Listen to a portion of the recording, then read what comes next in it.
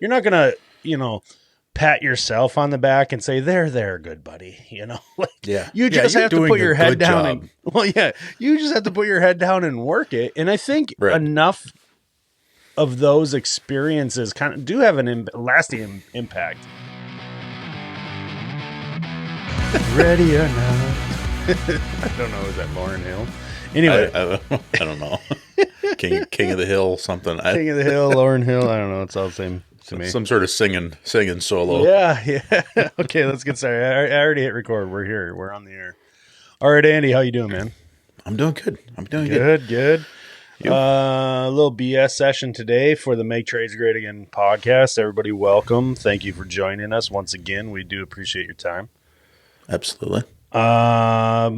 Just kind of that time of year where things start to pile up a little bit. We're through that initial lull of spring. Yep. Summer has officially started by the time this airs now a couple weeks ago. Right. And, a lot of people listen, a lot of our friends listening, a lot of the audience is doing HVAC, heating, cooling. So of course now prime time to go out and make some money. But, aside from the money, aside from the job in general, comes a lot of extra headache. Let's put it that way. A little word we like to call stress. Absolutely.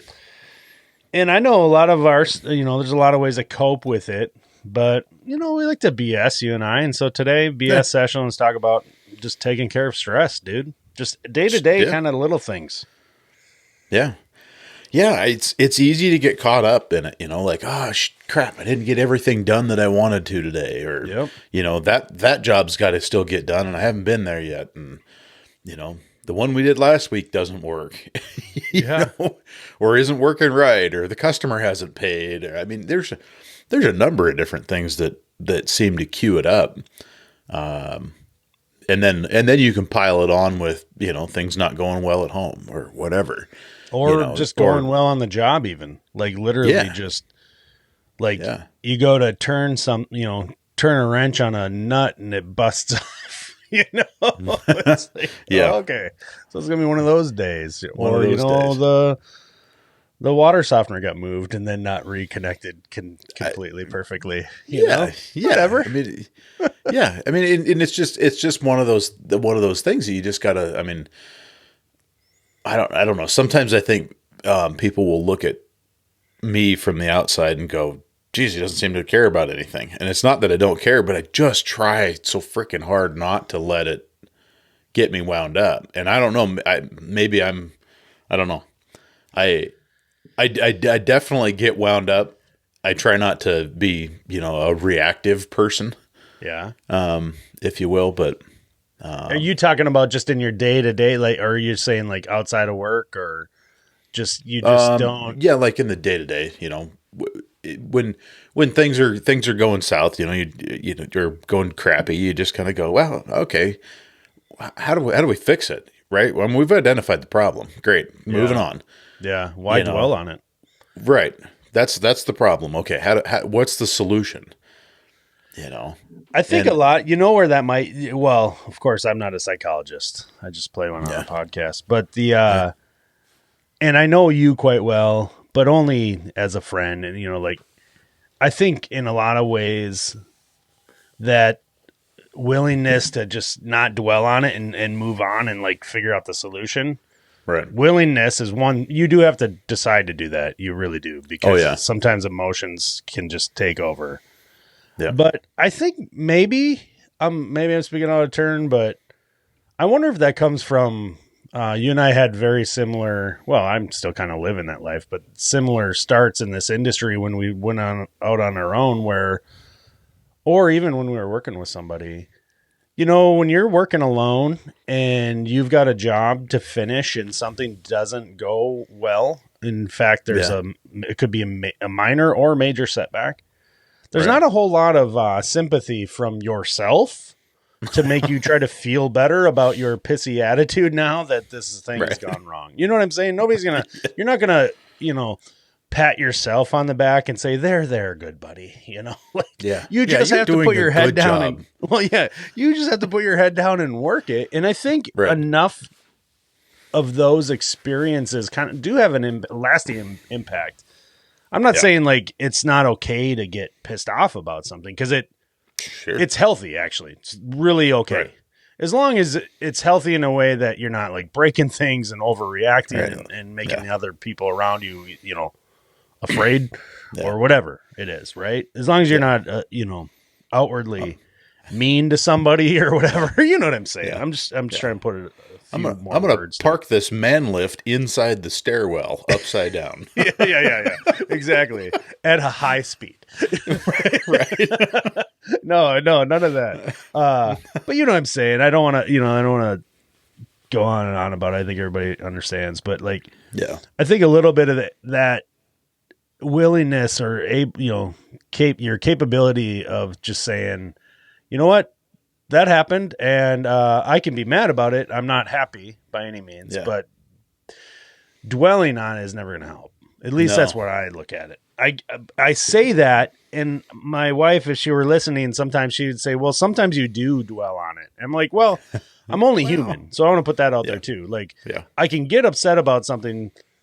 I feel like I have the right to be mad about something for at least, give me 30 minutes just to be like, you're not going to love being around me right now. Like, I'm just going to be a little, I just need to get rid of this. Yep. Yeah. But I'm willing to move on and work past it, and I'm not talking about just work stuff, but that's what obviously we brought this up under, just that idea. What are some other things that you can do though? What are some of the things that you can do to like shed that feeling of that stress, like something didn't go well, your day sucked, nothing happened the way you wanted it to, that kind of deal? Because eventually you got to go home and you got to just leave it somewhere, right? Yeah. I mean, I don't know. One of the things I've found that is a thing is you can go wash the van. You could go, and this, for some people, this isn't going to be an option, right? It's not going to help. For me, doing that, kicking the doors open on the side of the van and putting away that box of fittings that's been looming, that you just don't have the time to do. And, you spend 20 minutes. Well, we've talked entire podcast episodes about like this subject too. So it's there, but it's relevant. I mean, if you go and you're like, hey, I'm going to do this, and this is pissed off at the world and whatever, and everybody against me type, thing. And you spend 20 minutes and you take your mind off something, just meaningless task. And next thing you know, it's like, oh, I don't know, whatever. It's not that bad. Yeah. No,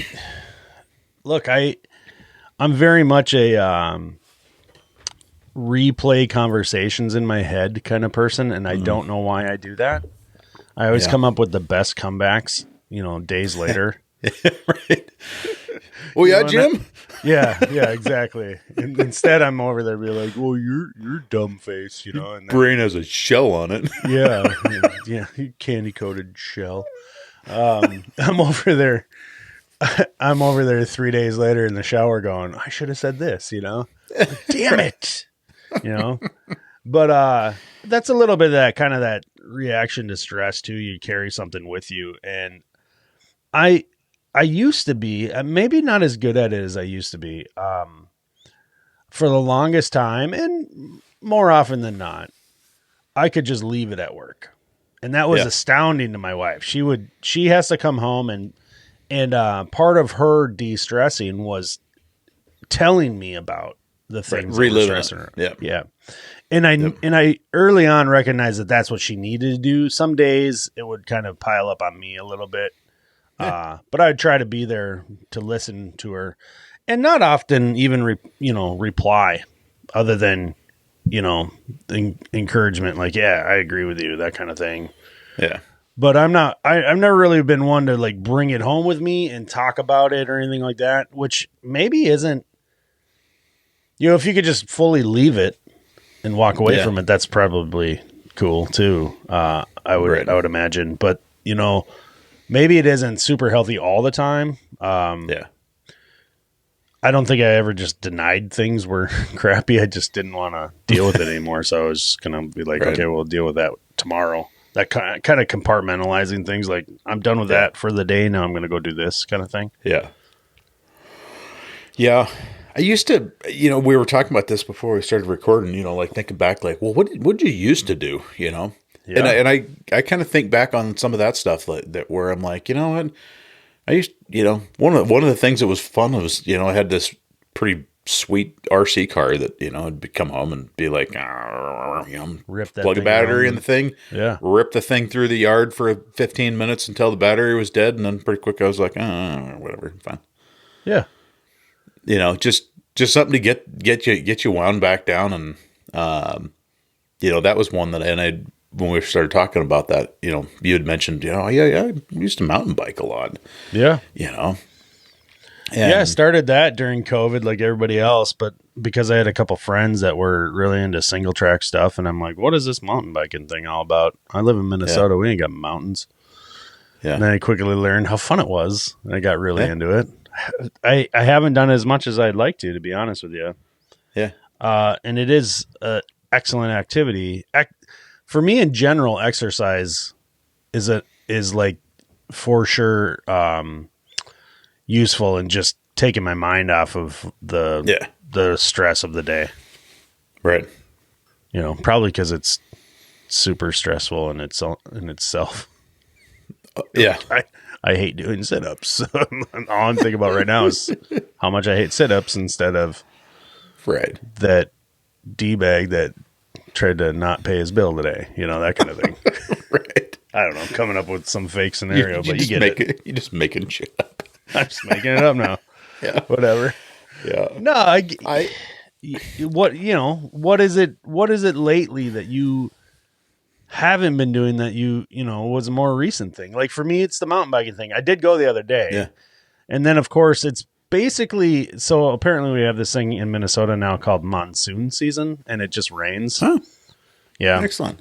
It's cool because the 3 years prior we were in like a major severe desert like drought, and now we have we're going to be like land of 1 million lakes in a minute or two. It just hasn't stopped raining.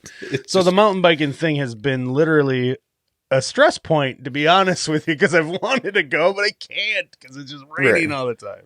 Anyway, what is it for you that, like, you bring up the RC car just because it was one thing you did years ago. I know you like to get the bow out and practice, target. You used to hunt a lot more than you do nowadays. Yeah. We used to do a lot of, I used to do a lot more hunting, out shooting, and I haven't done it lately. And I don't, there's a lot, this is a controversial subject for some people. What is? About just going out and shooting and guns and all that good stuff. Well, yeah, but you're doing it recreationally. You're not holding a bank up. Right. No, not generally. If that were the case, I suck at that. Yeah. Because I am still working. The worst bank robber there ever was.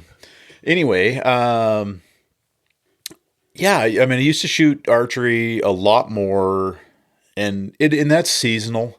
That's a wintertime thing. Generally, we do a lot of indoor shoots, my son and I, and that's something that I really enjoy because it is I'm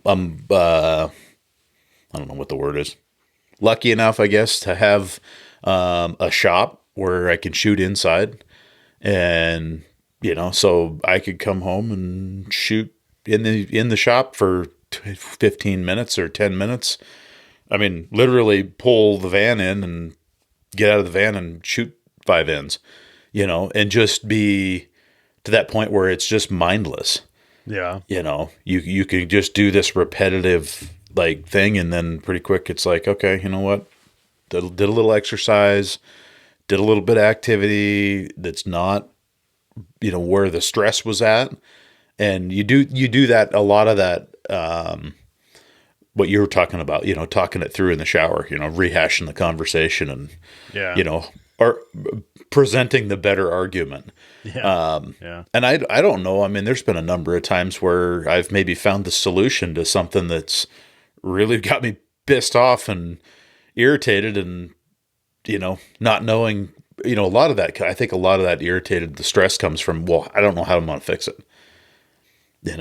Sure. In some cases, especially in the service side of things, there will be days where you've been posed a problem, right? You didn't choose to get this problem, but it's yours now because you have accepted the job, and there's this problem, and how are we going to fix it? Yeah. Yeah. Oh, I got a cooling tower with a broken shaft on the 3rd floor of the building. How? And it's brick on 2 sides and no way to get the shaft out. Whatever the case is.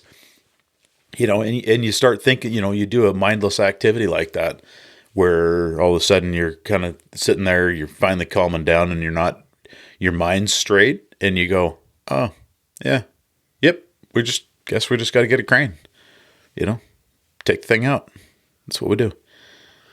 Yeah, I think just that calming, ability to calm yourself enough to just maybe revisit a subject. I think that's the shower thing for me.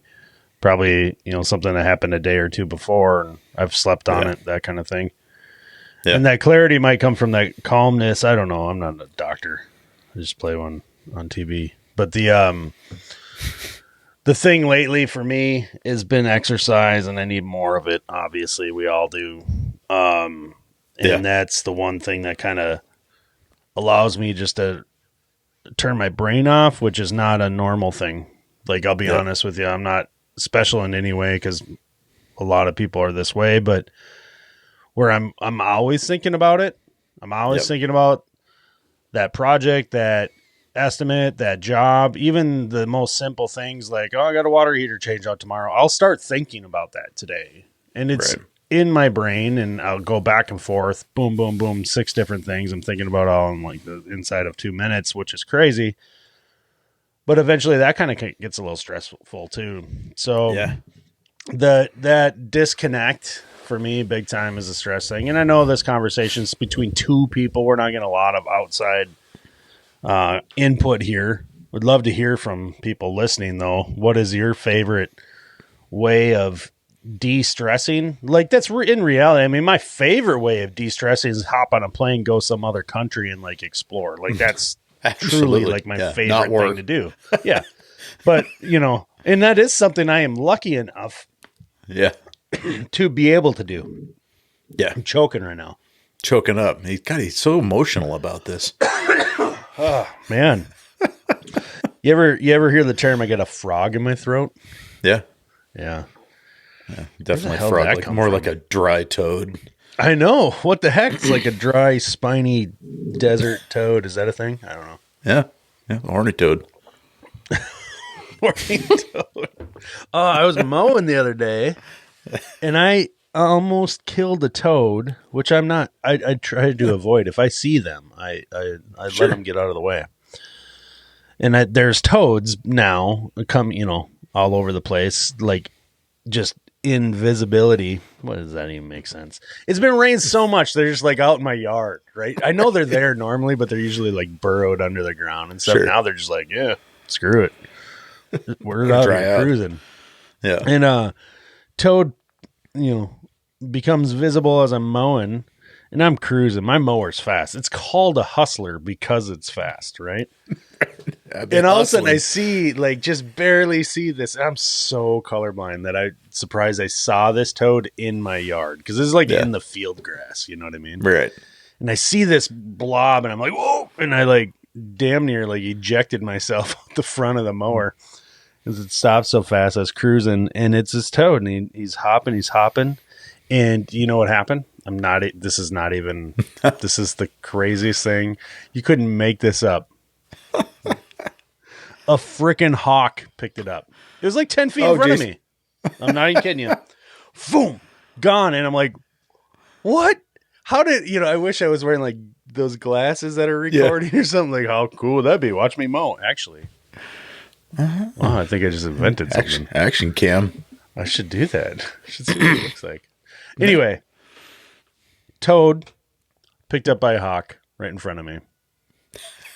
And I stopped thinking about everything for like the next hour, because all I could think about is Oh, this toad guy, and I forgot to tell you about it. This happened like 3 days ago.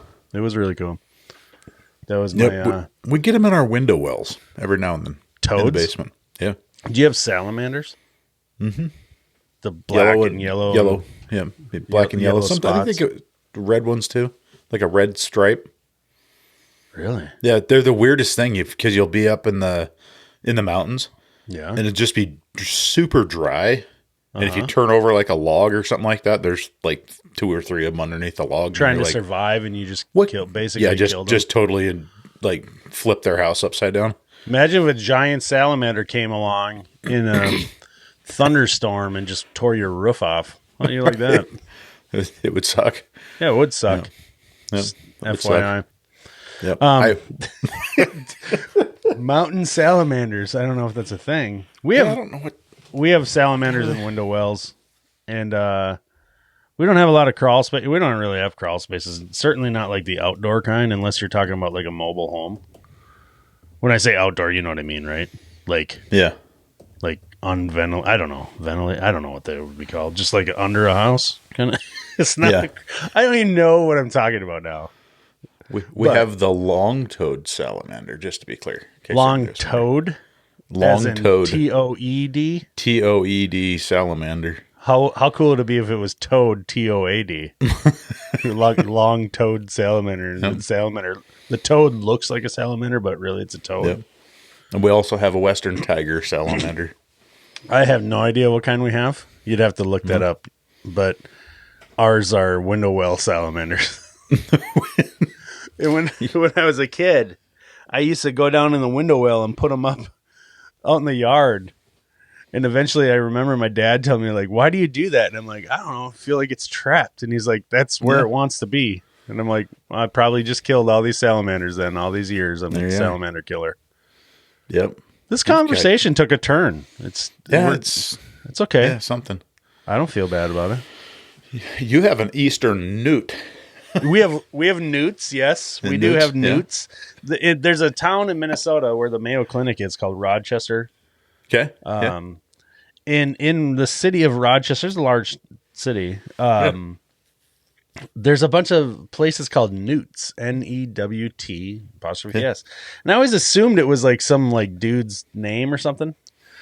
And I believe now that it is actually named after the fact that we have newts in our area. Newts, yeah. We also have skinks. I don't know if they're the same skinks. thing, though. I think you're right, though. What is a skink? The skink is the teeny tiny one that like runs real fast in your yard, and like all salamander or like all lizards, you can cut their tail off and they'll regrow it. How cool is that? Interesting. It's probably not even factual statement, by the way, so don't roast me. No. Somebody's going to write in and tell me I'm wrong. Yeah, probably. And it might be. I might be. Yep. I had to go buy an air rifle recently. Yeah. For the skinks? No. I couldn't hit a sand if I fell off a camel with that thing. It needs to be sighted in. It's for the gophers. They're driving Ringo nuts. That dog needs freaking Prozac anyway, and I'm not going to drug my dog because he's high stress. Dude just needs to go mountain biking. But he needs to go mountain biking. I just need to remove the gophers. It's the striped gopher. We have two kinds of gophers. We have pocket gophers. They're the ones that just build up the big mound of dirt and tunnel system. And then we have striped gophers. And the striped gophers are the ones that just somehow burrow a hole in network of trails underground and completely ruin your landscape. Like 100% ruin it. And then they also freak out your beagle, who is neurotic in so many different ways. And so I'm like, you know what? I tried shooting him with my 22, which I totally can, but then I'm like, this is not safe because although I know it's only a 22, we're back to talking guns again this episode. The fact is that my neighbor, it's not legal to shoot a 22 where I live. Like, it's just not. Okay, yeah. So probably not safe. Yeah, there's a reason why it's not legal. Because my neighbor's house is more than 500 yards or whatever, right? So like anyway, or it's closer than that. So anyway, it's just not a good idea. And so I decided against the 22 after shooting one of them. I'm like, I don't know. I felt bad about it. Not the kill, but like the fact that my neighbors are probably like, what the hell, dude? So I went to Fleet Farm, Mills Fleet Farm. Yeah. And picked up like a 1600 FPS, just break barrel. Mm-hmm. Single pump, gun. just crack, clack, snap. Yep. Sucker shoots hard for a rifle. Like it's just for like a pellet gun. It's it's impressive. Yeah. It's like I said, look, this thing was like $160 and I had to bolt the plastic scope onto it. Like it doesn't even have peep sights or anything. So I'm like, I haven't taken the time to even try to get the scope even close. So I'm shooting at these things basically for trigger practice, like for no other reason than I'm going to make sure this thing shoots because I don't even know where it's going. Yeah, like it's a pellet into my yard. I can't even tell you where it hit. All your neighbors are like, God, I don't know how the windshield on the Miata got broken. Yeah, and it's 150 yards away. Yeah, I don't know why your neighbor has a Miata, but actually, my neighbor has an old not old, as in mid 2000s Mini Cooper. Oh, well, that's close. It's close, actually, kind of. All the Miata fans, we have a ton of them. We're big in Miata country. Are really pissed off now that we're saying they're basically the same car. Right. Well, anyway. So there we were. So there we were shooting salamanders. What? It was a fun little BS session. I'm laughing now. So I'll be honest with you. Can I let you know a little secret? Yep. This podcasting has been a way at times for me to de-stress. Yeah. I look forward to it. I look forward to the reactions we get from people. Really does brighten up my day. I know it does you too when we see somebody share it on social media or whatever. Really appreciate that. So you know who you are. There's a couple of you that do it regularly. And the rest of you that don't, frankly, I'm a little pissed off. Look, you're stressing me out. And one way you can help me de-stress is to share this podcast with your friends and family and the rest of the world that you don't care about on social media. That's right. It's easy. It's easy as that. Yep. And you can give us feedback. There's a little link in your podcast app right at the bottom of the description of the podcast where you can text us directly. Yeah. And believe it or not, it works. You know how I know? Because I did a little test text. You tested text. Text testing. Yeah, say that one time fast. How about that? No. And you can email us, and Andy always gives out the email address, so I'll let him do it. Yep. It's the big one. Make trades great again at gmail.com. We will inevitably get 36 emails from somebody trying to get a guest on, but they're not you getting a guest on. It's somebody that doesn't really listen to the podcast. Yeah, no. It's the other thing about those hundreds of emails we get in a year trying to book guests is that we never say yes, so that makes us probably the most exclusive podcast there ever were. That's true. Our guests, however few there have been, hand selected and invited by us. We have it's a whole thing. We send out like this carriage, and then there's this messenger, and like it's just this thing. And a pair of ruby slippers, and it's just weird. Ruby slippers. I don't know. Why would we send somebody ruby slippers? I don't know. See if they fit. It was a Judy Garland thing from Wizard of Oz. She's from Minnesota, you know that? Yeah. Is she? Really? Yeah. She's dead though. Okay. Well, now we were gonna lock her off at 25, but we're at 29. So might as well. Yeah, we can say hi to Lane, our editor. Hi, Lane. Hi, Lane. You can leave that in there, buddy. Lane's the magic behind the scenes that makes us. Well, it makes me look a lot better. You know what we should do? We should do a little MTGA retreat. Lane would have to be there, of course. Yeah. And all of our listeners. All 4 of them. Just kidding. There's way more than you than 4. Okay, dude, I'm gonna hit stop. I don't know. We're not talking about anything right now. Ramble. All right, dude. Carrying on. See ya. Bye.